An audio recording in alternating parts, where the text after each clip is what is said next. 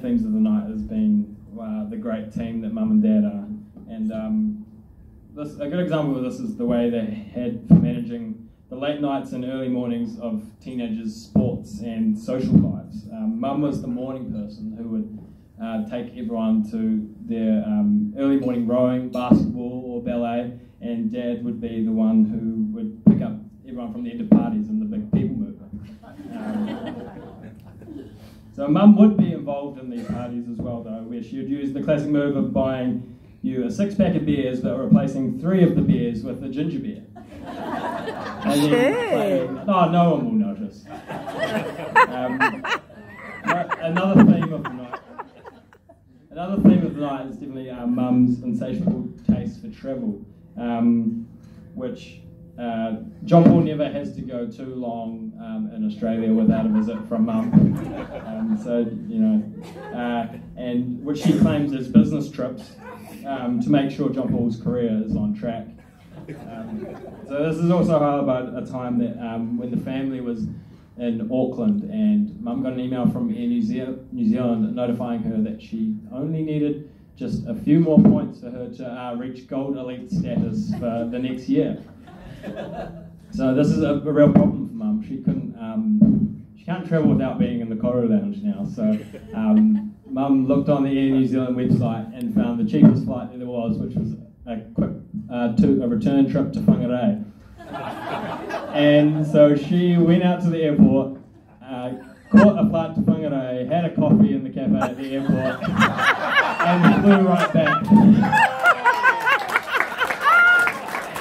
Go, Janet! Congratulations.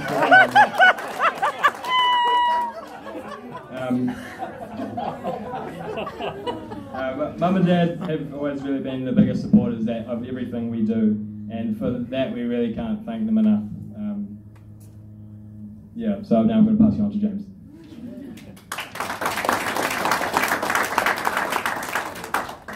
Mum and Dad have always shared a keen interest in sport, which can make for some intense nights at home. It is, however, Mum's passion for the game that takes her further. While away in Sydney last year for Father's Day, me and Mum managed to get around to 3 NRL games over the weekend, while Dad and Michael were more interested in shopping over the weekend.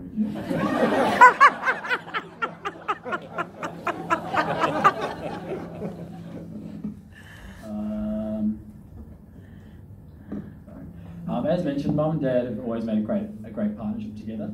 I think what will always get them in sync is their nightly coffee in the lounge, when they would discuss the day, sort of, anything and everything. However, when one of us got into a bit of mischief, the coffee lounge doubled as a bit of a courtroom. We would be ushered into the courtroom, and we would stand before the jury to plead our case. As with any good jury, the vote was speedy, unanimous, and often resulted in a bit of discipline. Another sign of a great partnership is helping out one another in times of trouble and helping with mistakes along the way, which calls to mind the time Mum kindly dropped me off to school. Mum and I had enjoyed quite a leisurely journey to Kilburnie, well, leisurely until I stepped out of the car. Mum must have had other things on her mind or somewhere to be, because as I stepped out of the car and said goodbye to Mum, I suddenly heard the engine go and felt the tyre roll right over my foot. Luckily, Dr. Jeff Lowe was on the job, picked me right up, and I haven't missed a ballet class. However, Mum and Dad haven't always agreed on every matter. When I was struggling with a bit of acne, I called upon both Mum and Dad for a bit of advice, and obviously Dad took the medical approach and suggested I be prescribed Accutane, which is an acne medication. However, Mum took more of a spiritual approach and replied with the following message to my text. I said, "Mum, can I get this cleanser?" And she said, "But I think it's silly putting all these potions and lotions on your skin.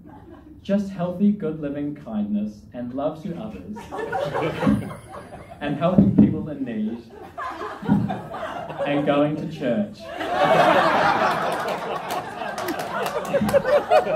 That will be better for your skin." Eventually my skin did clear up. As to who's responsible for that, we don't know.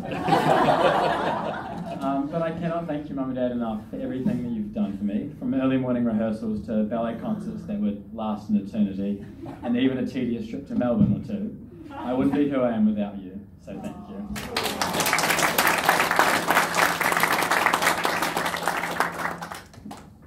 One of the things Mum's mum, our Nana, would always admire about Dad was how enthusiastically he had taken to the Catholic Church. After marrying Mum, Dad dropped all swear words from his vocabulary and attended church with us every week. While being Catholic was fulfilling for Dad, he was also intent on making it fun for himself. He came up with nighttime prayers that involved saying the names of every member of our wider family in exactly the same order as fast as we could every night, and he would also challenge us to sign up for cross races.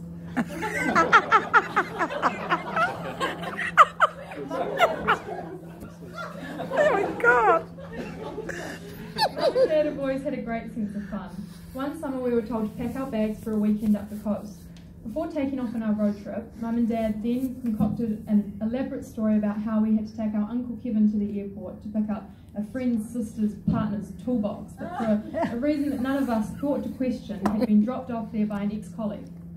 When we arrived at the airport, to our delight, we were told that our family holiday was actually in Sydney for the week. It's always been obvious to us that Mum and Dad are great friends. From when I was a small child, I remember hearing them from my bedroom, chatting and laughing long after the boys and I had been put to bed. At least I could hear Mum talking and laughing, and I couldn't hear him, but I have to assume that Dad was responding and laughing. Our whole lives, Mum and Dad have shown us how beautiful life can be when you marry your best friend. We love the way Mum leaves I love you notes in Dad's lunch bags. We love how Dad brings Mum a coffee in bed every morning, more recently in a thoroughly researched thermos, so it's still hot when she wakes up. We love that after 30 years, you're still each other's favourite person to spend time with, and that you include the four of us on your holidays and date nights as your third, fourth, fifth and sixth wheels. The four of us are so proud to be a part of such a beautiful marriage.